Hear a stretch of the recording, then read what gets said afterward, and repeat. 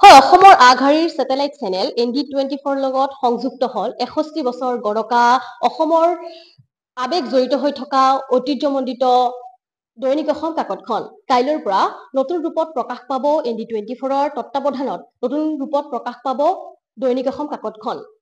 তাক লৈ ৰাজ্যৰ আমি বিভিন্ন ঠাইৰ যিহেতু ইতিমধ্যে দেখুৱাইছে পঢ়োতাসকল বা পাঠকসকলে কি কয়, আমি গোৱালপাৰাৰ কেইগৰাকীমান বিশিষ্ট ব্যক্তি লগতে পাঠক যি এই বাতৰি কাকতখনৰ লগত জড়িত তেওঁলোক এই বাতৰি কাকতখনক লৈ বা কালিৰ পৰা যিহেতু নতুন ৰূপত প্ৰকাশ পাব, তেওঁলোক কি আশংকা কৰিছে, কি আশা প্ৰকাশ কৰিছে বা আগতে কেনেধৰণৰ কাকতখন দেখিছিল, এতিয়া তেওঁলোকে কি বিচাৰে সেয়া আমি জানিবলৈ চেষ্টা কৰিম। গোৱালপাৰা কলেজৰ অধ্যক্ষ আছে, তেওঁ যিহেতু এই বাতৰি কাকতখন প্ৰতিদিনে আমি পঢ়ে বুলি আমি গম পাইছো, মানে কি বিচাৰে এই কাকতখন বা আচলতে অসমৰ বাতৰি কাকতৰ ইতিহাসত, দৈনিক বাতৰি কাকতৰ ইতিহাসত দৈনিক অসম বৰ্তমান প্ৰচলিত আটাইতকৈ প্ৰাচীন পুৰণি পেপাৰ। আৰু ৭০ৰ দশকত ৮০ৰ দশকত যেতিয়া অসম আন্দোলন হৈছিল বা অসমৰ জাতীয় জীৱনত দৈনিক অসমৰ সাংঘাতিক ধৰণৰ বৰঙণি, আজি যিবোৰ পেপাৰ পাওঁ আমি সেইবিলাক চব নতুনকৈ হোৱা। আৰু এই দৈনিক অসম এটা সময়ত অসমৰ প্ৰত্যেক ঘৰ পঢ়া শুনা কৰা সামাজিকভাৱে সচেতন মানুহৰ ঘৰত আছিল, কিন্তু মাজতে মই দৈনিক অসম অলপ স্তিমিত হৈ যোৱা যেন অনুভৱ কৰিছিলোঁ। গতিকে এতিয়া নতুন ৰূপত ND24 লৈছে, খুব উৎফুল্লিত হৈ আছে আৰু খুব আশা কৰিছোঁ যে বাতৰি কাকতখনে সামগ্ৰিকভাৱে অসমৰ বিভিন্ন খা খবৰৰ লগতে ৰাজ্যখনৰ আৱেগজড়িত কথাবিলাকক জাতীয় জীৱনত যিবোৰ সংকট বা প্ৰত্যাহ্বান আহিছে এই কথাবিলাক দাঙি ধৰিব।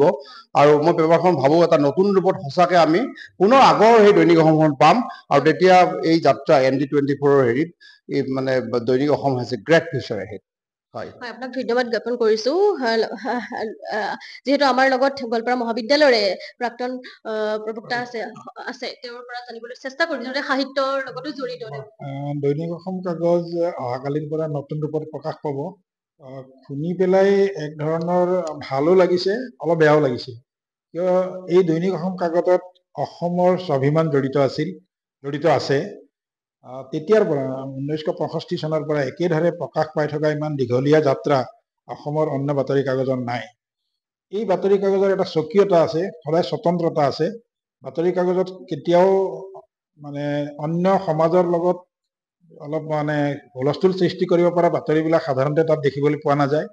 বিশেষভাৱে সাহিত্যৰ ক্ষেত্ৰত আৰু ভাষাৰ ক্ষেত্ৰত দৈনিক অসম সাংঘাতিক ধৰণে সাৱধান। যিবিলাক বাতৰি পঢ়া হয় তাত বহুত কথা শিকিবলৈও পোৱা যায়।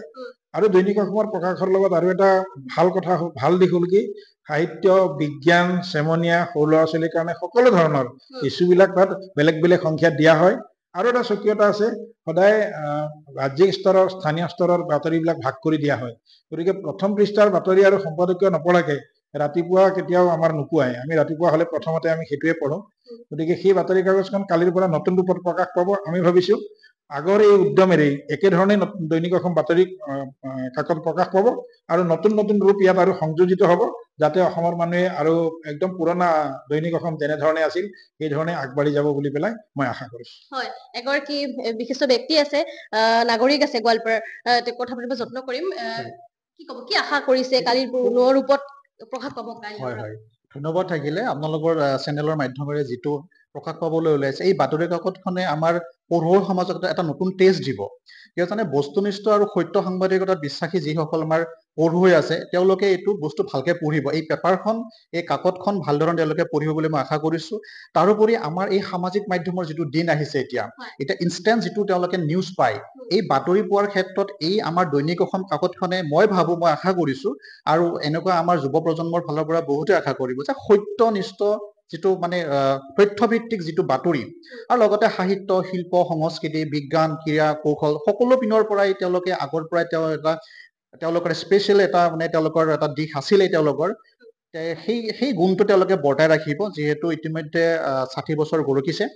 আৰু অহাকালিৰ পৰা আমি যিহেতু পাম এই বাতৰি কাকতখন, গতিকে নতুন ৰূপত পাম, গতিকে আমি নতুন আকৌ টেষ্ট পাম বুলি আমি আশা ৰাখিলো।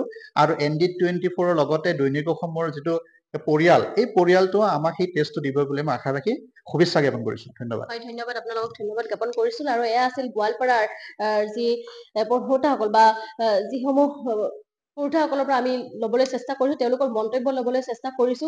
এই কাকতখনক লৈ তেওঁলোকৰ কি আশা আকাংক্ষা সেয়া জানিবলৈ আমি চেষ্টা কৰিলো।